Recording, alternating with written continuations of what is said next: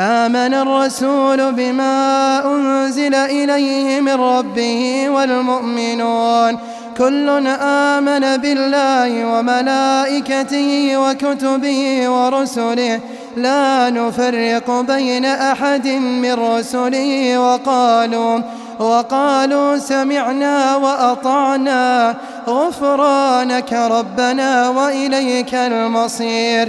لا يكلف الله نفسا إلا وسعها لها ما كسبت وعليها ما اكتسبت. ربنا لا تؤاخذنا إن نسينا أو أخطأنا ربنا ولا تحمل علينا إصرا كما حملته على الذين من قبلنا ربنا ولا تحملنا ما لا طاقة لنا به واعف عنا واغفر لنا وارحمنا أنت مولانا فانصرنا على القوم الكافرين.